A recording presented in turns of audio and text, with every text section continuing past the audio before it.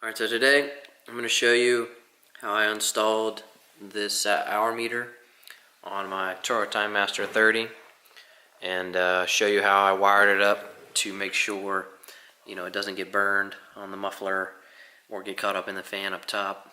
And if you're interested in installing one on yours, maybe you could kind of follow along with what I did, and I think it's pretty clean on how it's installed.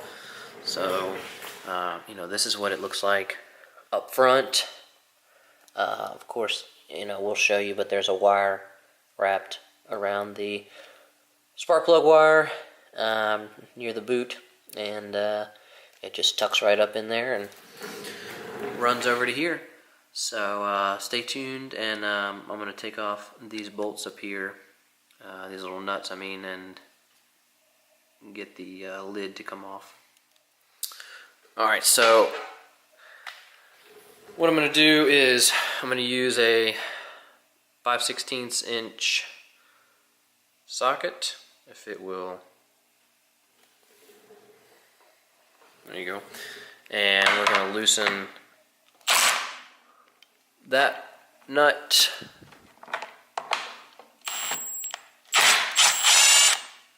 That one over there. And this one right there. So you take that off. Take that one off so you don't lose it. Okay. So once you do that, this starter piece comes off as a whole.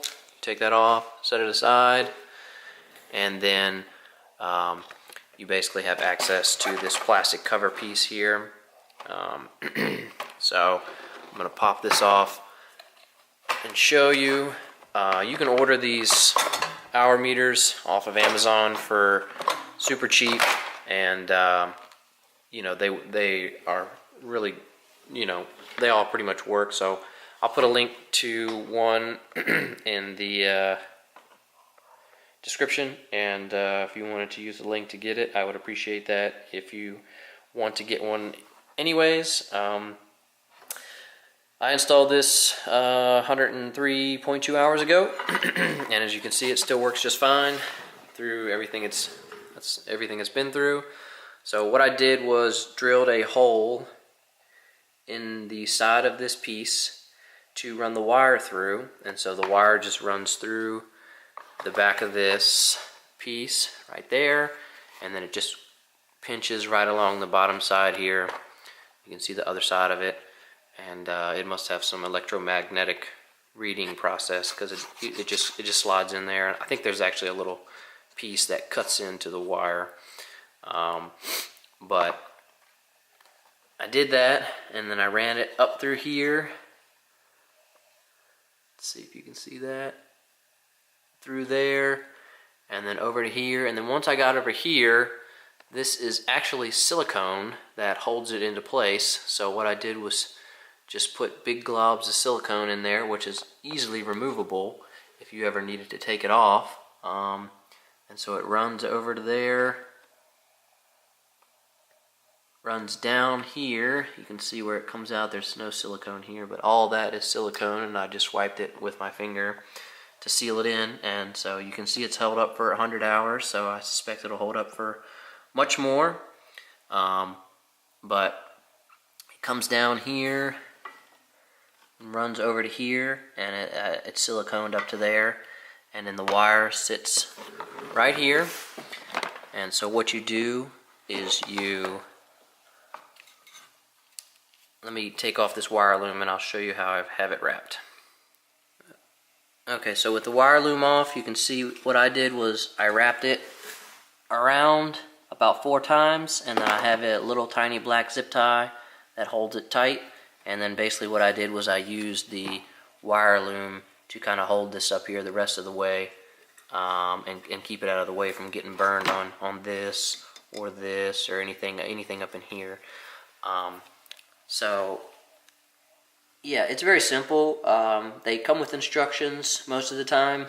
So the one I came with had instructions said to wrap it around the spark plug wire closest to the boot about 4 times, and then they give you a little zip tie as well, so you can zip tie it up.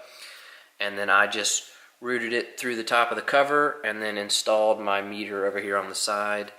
And so I'm going to go ahead and put the wire loom back on, and then we'll show you the actual hour meter.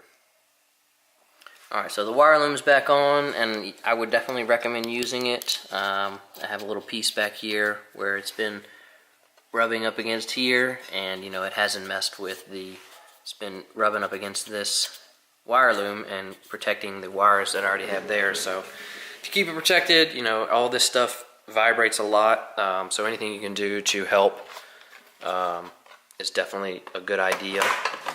So once you have all that routed, what I did was I let that silicone dry before I moved anything, because it would just pull right through the silicone. So once it dried for, you know, 12 hours or so, I came back over here and I went ahead and installed this. So it gave me some little screws that go in this hole and this hole. So basically what I did was I set the hour meter up on here where I wanted it. I went ahead and put it over here on the side.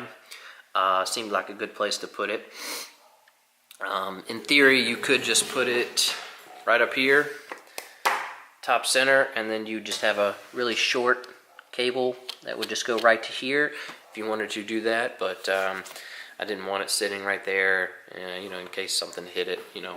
But to each his own. You can do whatever you want as long as you know, it's in a good place. You can't put it anywhere where it's going to get super hot, because this is just plastic, so it'll melt. So you can't put it here, and you know, you don't want to put it on the gas tank because you can't put a hole in the gas tank to secure it. And then this is an air filter box, so you don't obviously want to put it there. And you know, it's just little things like that you have to be conscious of. But in putting this back on is easy. You just secure that on there.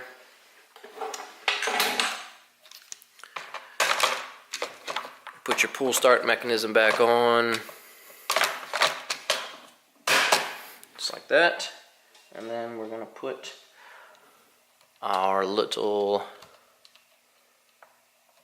we're going to thread our nuts back on to the housing. And so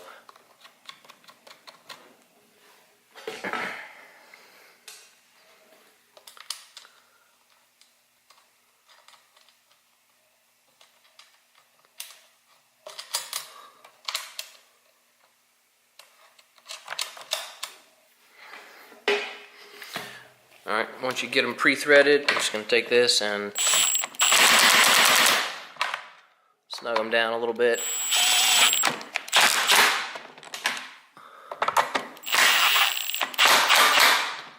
Alright, so you don't want to over tighten it because you might crack this, and then you really don't want to have to buy a new one of those.